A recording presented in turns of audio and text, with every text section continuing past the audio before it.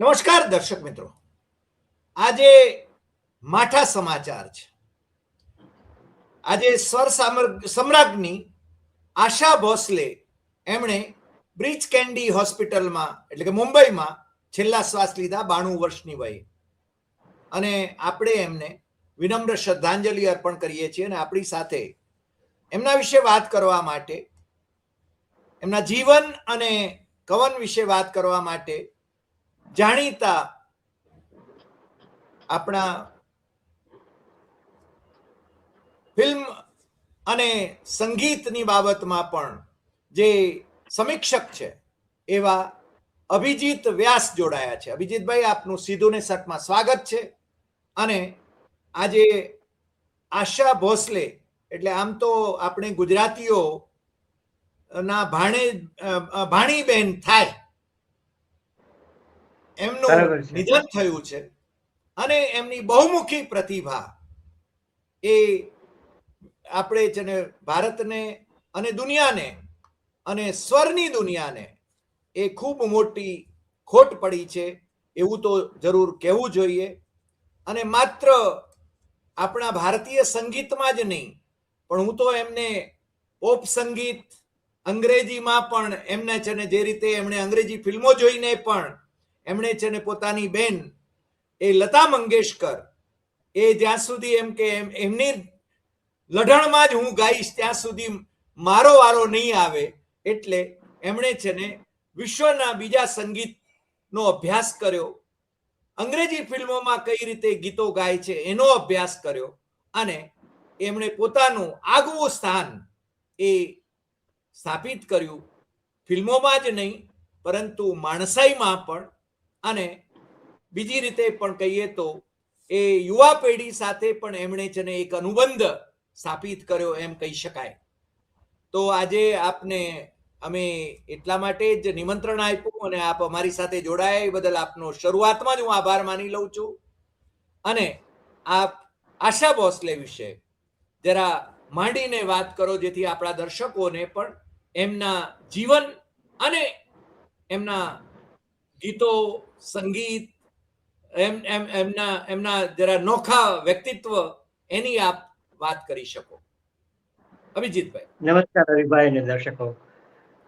આશા ભોસલે બહુ સારી ગાયિકા જે આજે આપણાથી વિદાય લઈ ગઈ છે, એનું બહુ મોટું દુઃખ છે.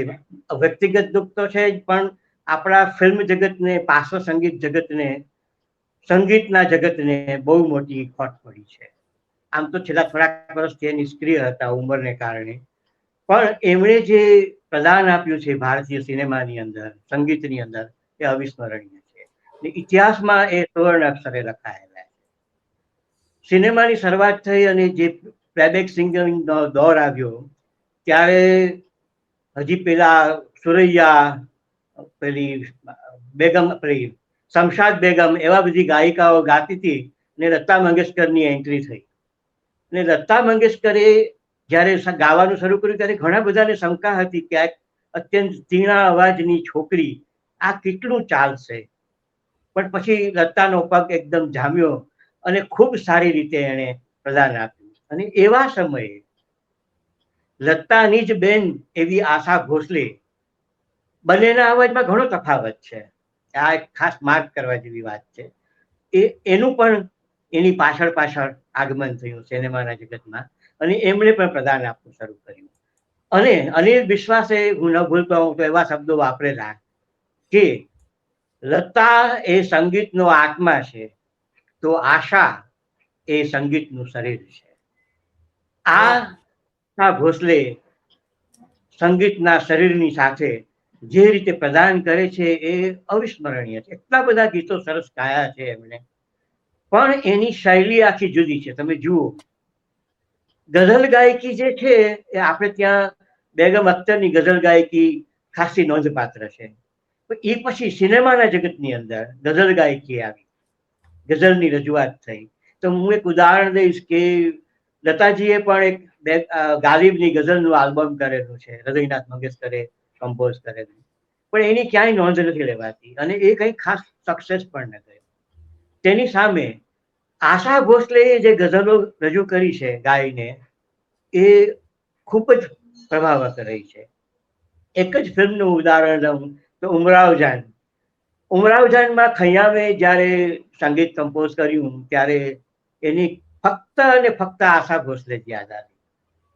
અને આશાએ જે ગાયકી રજૂ કરી ઉમરાવ જાનમાં, એ પેલા અને એ પછી ખૈયામની આમ તો ફેવરિટ ગાયિકા લતા જ હતી, પણ ઉમરાવ જાનમાં એણે આ આશા ભોસલેને અજમાવી અને ખૂબ સરસ રીતે, અને ખ્યાલ હતો કે મારે જે વસ્તુ રજૂ કરવી છે એ ફક્ત આશા જ કરી શકે એમ છે. એટલે બંને રેન્જમાં છે. પોપ સંગીતમાં, આધુનિકમાં જેને કહીએ છીએ એમાં તો એનું પ્રદાન હતું જ. ઓપી નયરે તમે જુઓ તો ફક્ત અને ફક્ત આશા ભોસલે પાસે જ ગીતો ગવડાવ્યા છે. પણ બીજા બધા, રાહુલ દેવે પણ લતાને અને આશામાં ગીતો ઉપર પસંદગી કરી છે, કયું ગીત લતાને દેવું, કયું ગીત આશાને દેવું, અને એમાં આશા હંમેશા આગળ રહી છે. તમે જૂનામાં કારવાના અને બીજા કેટલાક ફિલ્મોના ગીતો સાંભળો, પિયા તું અબ તો આજા, તો એની જે રિધમ છે, એનો જે એની રજૂઆત છે, એ આશા ભોસલે જે રીતે કરે છે બહુ અદ્ભુત છે. લતા એ રીતે ન કરી શકે, અને લતા એ કરે તો પણ આપણા મનમાં સૂટ ન થાય. આ લતા અને આશાના જે ભેદ છે એને ખાસ ખ્યાલમાં રાખવો રહ્યો. આશાની બહુ મોટી સફળતા આ ગીતોની અંદર છે. અને એક બીજું, એનો જો અવાજ છે એને ટોન કંટ્રોલ કરતા બહુ સરસ આવડતું હતું. લતાએ ક્યારેય એના કોઈ ગીતમાં અલગ અલગ ટોનની અંદર રજૂઆત નથી કરી. એક આશા ભોસલે એક જ એવી ગીત ગાયિકા છે કે જેને એના ટોનને કંટ્રોલ કરી અને જુદી રીતે રજૂઆત કરી છે. તમે એક જ ગીત ઉદાહરણ રૂપે લ્યો તો હરે રામ હરે કૃષ્ણનું દમ મારો દમ, તો એ ગીતની અંદર એને જે રીતે પોતાના અવાજને કંટ્રોલ કર્યો છે એ બહુ સરસ રીતે કર્યો. એવી જ રીતે જવાની દીવાની, રણધીર કપૂર જયા ભાદરીનું જે ફિલ્મ હતું એમાં એક ગીત છે, એમાં પણ આશાએ એ જ રીતે પોતાના અવાજને કંટ્રોલ કરી, એનો ટોન બદલી અને રજૂઆત કરી છે. આ ટોન બદલીને જે રજૂઆત કરવી ને એ સંગીતમાં બહુ અઘરી વસ્તુ છે. એ ગમે તેનું કામ નથી. અને એ જે કરવું અને એની અંદર પણ સૂર જાળવવા. ટોન તો આજે હું પણ સ્ત્રીના અવાજમાં કંઈક રજૂ કરી શકું, પણ સૂર જાળવી શકું છું કે નહીં એ મહત્વનું છે. સૂર ન જળવાય, મારાથી તો ન જ જળવાય, પણ આ તો એક સિદ્ધહસ્ત ગાયિકા હતી, એટલે જે રીતે ટોનને કંટ્રોલ કરે છે એ બહુ સરસ છે. મને તેના કેટલાક ગીતો બહુ જ સરસ ગમે છે, અને જે રીતે એ રજૂઆત કરે છે. એક ગીતનું મને સરસ ઉદાહરણ યાદ આવે છે કે જે એણે જેમાં એનું ખૂબ મોટું પ્રદાન છે, તે ઇજાજતનું એક ગીત છે, મેરા કુછ સામાન તુમ્હારે પાસ પડા હૈ. બહુ અદ્ભુત ગીત છે આ. તો ગુલજારે જ્યારે આ ગીત લખ્યું અને રાહુલભાઈ બર્મનને વાંચવા આપ્યું તો એમણે કીધું કે બહુ સરસ છે આ તો. એટલે કે સરસ છે નહીં, આ તમારે કમ્પોઝ કરવાનું છે. કે રાહુલ દેવ તો આશ્ચર્ય પામી ગઈ કે કાલ તો તમે મને ટાઈમ્સ ઓફ ઇન્ડિયાનું પાનું લેવીને આપશો કે આ કમ્પોઝ કરો એટલે થાય, આ ન થાય, આ કમ્પોઝ નહીં થાય. એ સમયે આશા ભોસલે પણ બેઠા હતા અને એમણે કહ્યું કે ચલો આપણે જોઈએ શું થાય છે. અને એ બંને જણાએ ગુણગુણાવવાનું શરૂ કર્યું અને ધીમે ધીમે ધીમે કરતા એ ગીતનો પિંડ બનાવ્યો. અને પછી જે રજૂઆત થાય છે ફિલ્મમાં તો બહુ સરસ રીતે રજૂઆત થાય છે, પણ એ દ્રશ્યને બાદ કરીએ તો પણ એની જે અપીલ છે, એ શબ્દોની જે અપીલ છે, એના એક એક શબ્દને સમજીને આશા ભોસલે રજૂઆત કરી છે. આ એક ગાયિકાની સિદ્ધહસ્તતા છે. એના અનેક ગીતો આવી રીતે તમે યાદ કરી શકો. અને જે ઇજાજતનું બીજું કચરા કચરા એ ગીત છે, બીજા અનેક ગીતો યાદ આવશે તમને. એ બધા ગીતો અદ્ભુત છે. પણ આ ઉમરાવ જાનનો જે મેં ઉલ્લેખ કર્યો એ એટલા માટે કર્યો કે ગઝલ ગાયકીમાં એ જગજીતસિંહ, ચિત્રાસિંહ એ સમયે ખૂબ પ્રસિદ્ધ હતા. ગુલજારે પછીથી મિર્ઝા ગાલિબ સિરિયલ કરી, તેમાં જગજીત ચિત્રાના અવાજને લીધો જ હતો. પણ અહીં આ ઉમરાવ જાનની અંદર ખૈયામ છે, અને ખૈયામે જે રીતે ગઝલો રજૂ કરી છે, આ ગઝલની અંદર જે એક ભેદ છે બંનેની શૈલીમાં, રજૂઆત કરતામાં, ઇન આંખો કી મસ્તી મેં, આ જો જુઓ તો એટલું બધું સરસ છે. એ આશા ભોસલે જ કરી શકે છે. અને એની જે રજૂઆત, હવે એમાં એક બીજો મુદ્દો પણ છે કે પંડિત રામનારાયણ જેણે સારંગી વગાડી, એમનું પણ ખાસું પ્રદાન છે, અને એ પણ આપણે ઉલ્લેખ કરવો જોઈએ. જનરલી તો આશાની ચોઈસ સારંગી માટે ઉસ્તાદ સુલતાન ખાનની હતી, અને ઘણી બધી ફિલ્મોમાં ઉસ્તાદ સુલતાન ખાને એમની સાથે વગાડ્યું છે. અને સુલતાન ખાનના પણ પ્રિય ગાયિકામાં આશા ભોસલે હતી. મને એક પ્રસંગ મને યાદ આવે છે કે અમારે મારા પિતાશ્રીને ને મારે બંનેને સુલતાન ખાન સાથે અત્યંત નજીકના કૌટુંબિક સંબંધો હતા. એક વખત હું મુંબઈ ગયો હતો તો મેં એમને ફોન કર્યો કે આપણે મળીએ, સાથે જમીએ. તો કે હા, આજ મારું રેકોર્ડિંગ છે, તમે ફલાણા સ્ટુડિયો પર પહોંચી જજો અને પછી આપણે સાથે જશું બહાર. હવે એમને ટાઈમ જ એવો દીધો કે જયારે રેકોર્ડિંગ પતવાનું હોય એટલે મારે બેસી ન રહેવું પડે. હું પહોંચ્યો ત્યારે થોડું મોડું થયું હતું એટલે ચાલતું હતું રેકોર્ડિંગ. બહુ મોટો રૂમ હતો, એની અંદર ઘણા બધા સાજિંદાઓ બેઠા હતા, આશા ભોસલે, રાહુલ બર્મન પણ બેઠા હતા અને સુલતાન ખાન વગાડતા હતા અને બહુ સરસ વગાડ્યું. ત્યારે આશા ભોસલે ખૂબ ખુશ થઈ ગયા અને બોલ્યા. હવે એ જે બોલ્યા એ શબ્દ હું નથી બોલી શકું, પણ એ મારે એટલા માટે આ પ્રસંગ કેવો છે કે એમને જે એમનામાં જે હાસ્યરસ હતો, પનને રજૂ કરવાની જે એક શૈલી હતી. પન હું જયારે કહું છું ત્યારે આપણે ગુજરાતીમાં જેને ઉપશિષ્ટ કહીએ છીએ, એ પનને રજૂ કરવાની જે સ્લેંગ નહીં, આ ખાસ સમજો, સ્લેંગ નહીં પણ પનને રજૂ કરવાની જે એમની એક શૈલી હતી હાસ્યથી, એ બહુ અદભુત રીતે એમણે કરેલી. અને હું તો એટલો બધો હસી પડ્યો હતો કે હજી આજે એ પ્રસંગ યાદ કરું છું તો મારું હસવું રોકાતું નથી. તો આ એની જે વ્યક્તિત્વની જે આ બહુ ખૂબી હતી એ બહુ અદભુત હતી. અને અનેક ગીતોમાં ગુલજારે રાહુલદેવ બર્મન અને આશા ભોસલે સાથે એક સંગીત સરિતાની 13 હપ્તાની સિરિયલ કરી હતી. એમાં એને ઘણા બધા ગીતો અમે ત્રણેય સાથે મળીને કેવી રીતે તૈયાર કર્યા છે, કમ્પોઝ કર્યા છે એની વાત કરી છે. એમાં ઘણા ગીતો વિશે એમણે કહ્યું છે કે આ ગીતમાં આમ હોય તો શું, આ ગીતમાં આમ હોય તો શું. અમને એના જે સુઝાવો હતા આશા ભોસલેના એ બધા સુંદર હતા. જેમ કે પેલું લેટિનનું એક ગીત છે, એમાં એ લોકો જયારે રિહર્સલ કરતા હતા ત્યારે આશા ભોસલે એમ કહ્યું કે આને દુગણી ગતિથી એટલે દ્રુતમાં આ જ ગીતને રજૂ કરીએ તો કેવું લાગે, અને તરત જ એ શરૂ થઈ જાય છે. કમ્પોઝ તો એવી રીતે નહોતું થયું, વિલંબિતમાં હતું, પણ એ દ્રુતમાં રજૂ કરે છે અને પછી બધા જ ઓહો આ તો કેવું સરસ લાગે છે, અને પછી એનો મ્યુઝિકનો સ્કોર એ રીતે ફેરવવામાં આવે છે. તો આ જે એક સેન્સ છે ગીતને સમજવાની, એ આશા ભોસલેમાં બહુ સરસ હતી. એક બીજો પણ મને પ્રસંગ યાદ આવે છે કે માઇકલ જેક્સન જ્યારે મુંબઈ પ્રોગ્રામ આપવા આવેલા તો આશા ભોસલે એ પ્રોગ્રામ સાંભળવા ગયા હતા અને એમણે પ્રોગ્રામની અધવચમાં એક ચિઠ્ઠી લખીને ગીતની ફરમાઈશ માઇકલ જેક્સનને મોકલી. એમણે જે ગીતની ફરમાઈશ મોકલી હતી એ ગીત તે પ્રોગ્રામમાં શેડ્યુલ થયેલું નહોતું. એટલે પેલો માઇકલ જેક્સન તો કહે છે કે ના, આ પ્રોગ્રામમાં શેડ્યુલ થયેલું નથી, આ ગીત નહીં રજૂ થાય. પણ એના મેનેજરે, એના ટૂર મેનેજરે એમ કહ્યું કે આ એવી વ્યક્તિનું સજેશન છે, સૂચન છે, ફરમાઈશ છે કે જે ભારતની બહુ મોટી ગાયિકા છે આશા ભોસલે, અને તરત જ એને સ્ટ્રાઇક થયું કે ના, મારે આ ગીત ગાવું જોઈએ અને એને રજૂઆત કરે. આશા ભોસલે શું છે એ આ પ્રસંગ જયારે સાંભળીએ છીએ ને જોઈએ છીએ ને ત્યારે જ ખ્યાલ આવે છે કે વાહ, આ આશા ભોસલે. મને લાગે છે આપે બહુ સરસ વાત કરી, પણ સાથે સાથે છે ને થોડુંક એમના જીવન વિશેની વાત પણ આપણે કરી લઈએ. દીનાનાથ મંગેશકર એમના પિતા, એમના પહેલા લગ્ન ગુજરાતી શેઠ હરિદાસ રામદાસ લાડ, એમના દીકરી નર્મદા, એટલે પછી નામ બદલીને શ્રીમતી કર્યું એમણે, એની સાથે થયા. અને બીજા લગ્ન પછી એમના ગુજરી ગયા પછી બીજા લગ્ન એ એમના સાડી સેવંતી સાથે થયા. અને આ સેવંતી એટલે લતા, મીના, આશા, ઉષા, હૃદયનાથ, આમના માતુશ્રી, આ બધાની વિશેષ, એમનામાં બધામાં વિશેષ ટેલેન્ટ હતી, રહી છે એમ આપણે કહી શકીએ. આશા મંગેશકર એ આશા ભોસલે કેમ બન્યા, તો એમના 1949માં ગણપતરાવ ભોસલે સાથે લગ્ન થયા.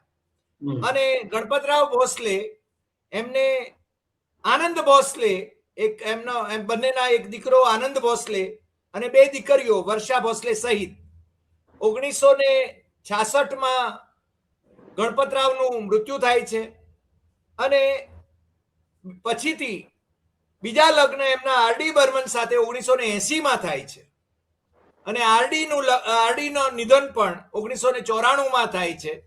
પણ એ પછી પણ આશા આપે બહુ સરસ રીતે વાત કરી, માઇકલ જેક્સનની વાત કરી, બાળા સાહેબ ઠાકરે અને રાજ ઠાકરે એ વખતે એ કાર્યક્રમ યોજ્યો હતો માઇકલ જેક્સનનો મુંબઈમાં, અને એ ફરમાઈશ જે આશા ભોસલે કરી હતી એની આપે વાત કરી. પછી આપ બીજો એક પ્રસંગ પણ કહી રહ્યા હતા, એની પણ આપ વાત આગળ વધારી શકો છો. એટલે મને છે ને મારો એવો મત છે કે અંગત જીવનને હું બહુ ઉખેડતો નથી. જેમ પેલા બે લગ્ન હતા એમ આરડી ના અવસાન પછી એ ઉસ્તાદ અલી અકબર ખાનની અત્યંત નજીક ગયા હતા, અને એક સમય એવું માનવામાં પણ આવતું હતું કે હવે આ પરણી જશે. આવી પણ એક પેલી આખી રૂમર હતી. એમણે અલી અકબરે એક આખું આલ્બમ આશા ભોસલે સાથે તૈયાર કર્યું છે ગીતોનું, ક્લાસિકલ ગીતોનું, બહુ સરસ. એમાં પેલી અલાઉદ્દીન ખાને જે માતા સરસ્વતીની જે મૂળ સ્તુતિ કમ્પોઝ કરી છે એ જ સ્વરૂપમાં એમણે આશા પાસે ગવડાવી છે. જે લતા મંગેશકરે જયદેવની પેલી ફિલ્મ આલાપ, મ્યુઝિક માનું છું જયદેવનું છે, આ યાદ નથી, પણ ઋષિકેશ મુખર્જીએ જે ડિરેક્ટ કરી છે આલાપ ફિલ્મ, અમિતાભ થોડી સ્પષ્ટતા કરી લઉં. આપણે એમના લગ્નની વાત કે જીવનની વાત કરીએ ત્યારે આપણે છે ને કોઈ વિકૃતિ સભર વાત નથી કરતા. ના, વિકૃતિ સભર નથી વાત કરતો. સંબંધો હોઈ શકે, પણ એમના લગ્નો જે થયા, એમના જે સંતાન, કારણ કે ભોસલે અટક કેમ રહી, એ ભોસલે અટક એ જયારે હું શોધતો હતો ત્યારે મને છે ને એમના પહેલા લગ્નની વાત નો ખ્યાલ આવ્યો. હું એમના આપે જે અલી અકબરની વાત કરી એનો મેં ઉલ્લેખ નથી કર્યો.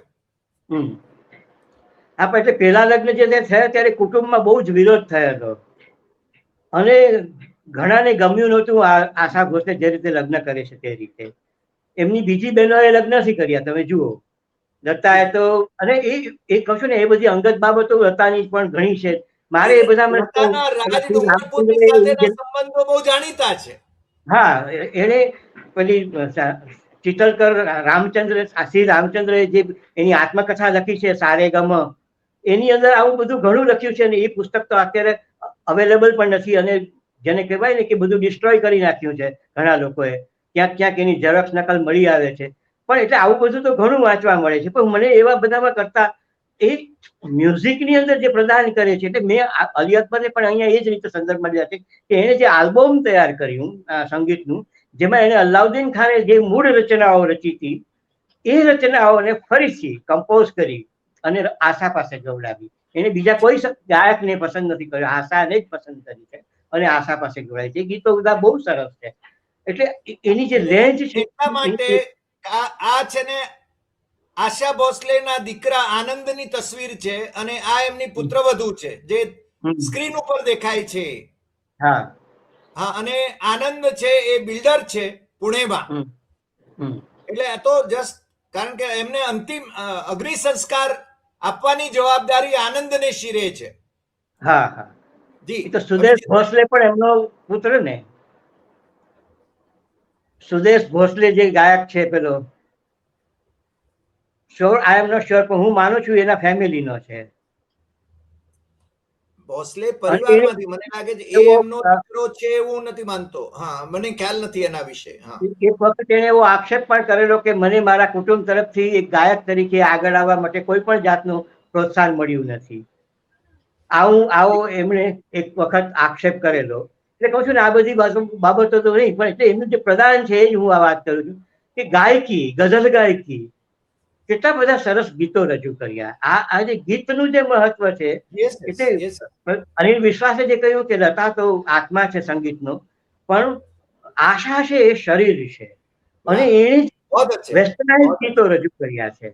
અને કઈ ભાષા એવી છે કે જેમાં એને ગીતો ગાયા નથી ભારતીય ભાષામાં? ગુજરાતીમાં પણ કેટલા બધા ગીતો ગાયા.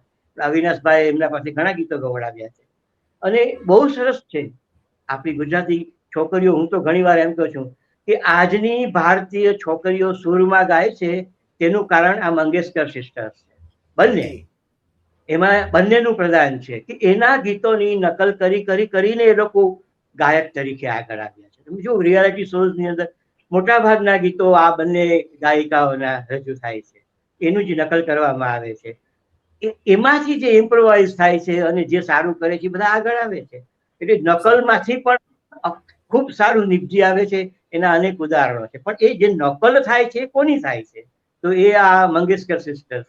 પણ જેમ લતા આગળ આવી, આશા આગળ આવી, એમ બીજી બંને બહેનો પણ ખૂબ સારું ગાતી હોવા છતાં ખાસ આગળ ના આવી. ઉષા મંગેશકર તો ખાસ. પછી એક બેન તો ચિત્રકળા તરફ વળી ગઈ હતી અને બહુ સારા પેઇન્ટિંગ કરતી હતી. પણ જેમ સોરી લતાએ અનેક એક્સ્ટ્રા ગીતો ગાયા, મીરા ભજન ગાયા, બીજા ગાયા, એમ આશાએ પણ અનેક આવી રીતે એક્સ્ટ્રા ગીતો ગાયા, નોન ફિલ્મી જેને કહીએ એવા, અને એમાં પણ એનું પ્રદાન અવિસ્મરણીય છે. ફક્ત એને જ યાદ કરીએ ને તો પણ એ સુવર્ણ અક્ષરે ઉલ્લેખાય એવી ગાયિકા છે. આ મારો મત છે. એટલે બહુ અદભુત કામ એને કર્યું છે. અને ગાયિકા તો એ તમે કેટલા બધા રેન્જના, અલગ અલગ રેન્જના. હવે બે તફાવત જયારે જોઈએ છીએ આપણે, ત્યારે લતામાં જે તફાવત નથી જોવા મળતો તે વેસ્ટર્નાઇઝ સોંગ, જેને કેબરે સ્ટાઇલની કહીએ છીએ, બીજા જે બધા એવા ગીતો, અને બીજા સાવ જેને ક્લાસિકલ કહીએ, ઉમરાવ જાન શૈલીના, રે મને સુર મેં ગાઉં, મન્નાડી સાથે જે આશાએ ગાયું છે, અદભુત. એમાં જે એને હરકતો કરી છે આશાએ, આ હરકતો કરવી એ કોઈ સામાન્ય ગાયિકાનું કામ નથી. અદભુત હરકતો થઈ છે. મારા મનમાં બીજા કરે છે. એટલે મને એ જ યાદ આવે છે કે આવું સરસ ગીત, એટલે થેન્ક્સ મ્યુઝિશિયન્સ અને કમ્પોઝર, પણ એમાં જે પ્રાણ પૂરે છે મ્યુઝિશિયન્સ અને કમ્પોઝર્સ, તો એને એક ફ્રેમવર્ક આપે છે કે આ ફ્રેમવર્કની અંદર તમારે રજૂઆત કરવાની છે. તો એ ફ્રેમવર્કની અંદર જે એ કરે છે એ એનું ઉપજત અંગ છે, જેને આપણે ઇમ્પ્રોવાઇઝેશન કહીએ છીએ. એવે સમયે એને ખ્યાલ આવે કે મારે આમ કરવું છે.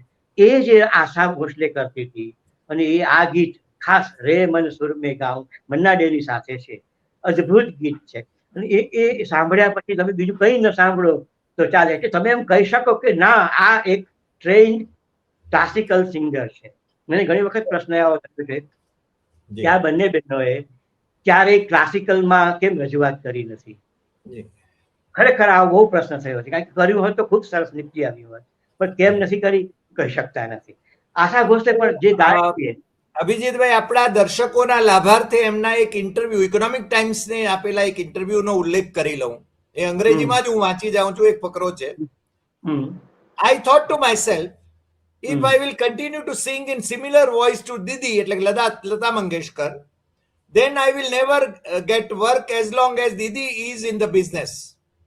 I won't have the name and fame of my own. After this incident, I began to change my style of singing. I started to watch English movies to learn Western songs, observe how they would sing in English. I also learned how to sing qawwalis, ghazal, the voice modulations needed in different forms of singing. I started to learn it all. તમે જેની વાત કરી, તમે ગઝલની વાત કરી, ગાયકીની વાત કરી. હા, પણ એટલે આરડી બર્મન જો પ્રદાન એની સાથે ન જોડાયું હોત તો કદાચ આ આખો એક વાત ન સંકળાત, કે વેસ્ટર્નાઇઝ એને જે રીતે રજૂ કર્યું છે, પિયા તું અબ તો આજા, જે કારવાનું ગીત છે, ઘણા બધા આ પ્રકારના કેબરે સોંગ છે જે એને રજૂ કર્યા છે. થ્રિલ અનુભવાય છે, થ્રિલ. પગ તો તમારો થરકે જ છે 100%, દિલ પણ થરકે છે. અને જે એસા સેન્સ્યુઅસનેસ ગીતની અંદર પણ સેન્સ્યુઅસનેસ, ગુરુદત્ત હતા તો એના ગીતોમાં સેન્સ્યુઅસનેસ આવતી હતી. એ આખું સેક્સ મ્યુઝિકથી, સંગીતથી ઊભું કરતા હતા. એ ક્વોલિટી આશા ભોસલેમાં છે. અને થેન્ક્સ એના મ્યુઝિશિયનો, એના કમ્પોઝરો, કે જેણે એને આ જાતની લિબર્ટી, આ જાતનું પ્રદાન આપવા માટે એક ફ્રેમવર્ક આપ્યું. તો આ બહુ મહત્વની છે. એની અંદર આજે પ્રદાન કર્યું છે. એક યુગ આથમ્યો એમ કહી શકાય. બરાબર છે. હા, અભિજીતભાઈ, આજે આપ અમારી સાથે જોડાયા અને બહુ જ રસપ્રદ વાતો આપે કરી એમના ગીતો વિશે, એમની ગાયકી વિશે, એમના યોગદાન વિશે. અને હું હંમેશા આપણા દર્શકોને પણ કહેતો હોઉં છું કે તમે આમાં વધારે કંઈ માહિતી એ કમેન્ટ બોક્સમાં પણ આપી શકો. અમે કંઈ ભૂલ કરી હોય તો એ પણ સુધારી શકો. હું હંમેશા કહું છું, કારણ કે મારી ભૂલ હોય તો દર્શકોને હું હંમેશા અનુરોધ કરું છું કે ભૂલ સુધારી શકે. અને જો હું ભૂલ કરતો હોઉં તો મારે સ્વીકારવી પણ પડે.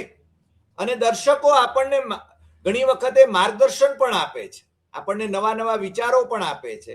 એટલે આપણે દર્શકોને પણ કહીએ કે આશા દીદી વિશે એમને કંઈ વધારે કહેવાનું હોય તો એ જરૂર કમેન્ટ બોક્સમાં લખે.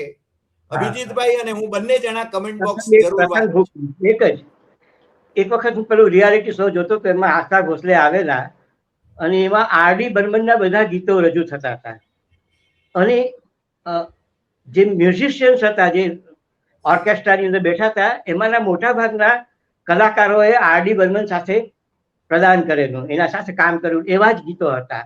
અને એમાં એક નેપાળી ઇન્સ્ટ્રુમેન્ટ વાળો આર્ટિસ્ટ પણ હતો કે આ ગીતમાં આ જે વાદ્ય વગાડ્યું છે, આ અમે નેપાળ જયારે ફરવા ગયા હતા ત્યારે અમે એક જગ્યાએ એક વ્યક્તિને આ વગાડતા સાંભળ્યો અને આરડીને એમ થયું કે આનો ક્યાંક ઉપયોગ થઈ શકે એમ છે. અને લતાએ કીધું કે હા આપણે કેમ સોરી આશા ભોસલે એમ કીધું કે હા કેમ ન કરી શકીએ. અને એ જ વાત એ લોકોએ પેલા દમ મારો દમ એ ગીતમાં અને એ પછીથી એ ઇન્સ્ટ્રુમેન્ટમાં કરી. એટલે એની જે સૂઝ હતી અને એ પેલો માણસ જયારે હાજર હતો વગાડનાર, એને પણ એમ કીધું કે મને જે જાતનો ભાવ આશા ભોસલે અને સંગીતકાર આરડી બર્મન પાસે મળ્યો છે એ મારા માટે પણ અવિસ્મરણીય છે. એટલે આવી બધી બાબત બની છે. અભિજીતભાઈ, આપ તો આમ તો ખજાનો છો, બોલિવૂડ વિશે કલાકો સુધી વાત કરી શકો, ફિલ્મો વિશે વાત કરી શકો, પણ આજે આપ અમારી સાથે જોડાયા બદલ આપનો ખૂબ ખૂબ આભાર અને દર્શકોનો પણ આભાર. ફરીને મળીશું નવા એપિસોડમાં નવા વિષય સાથે. નમસ્કાર.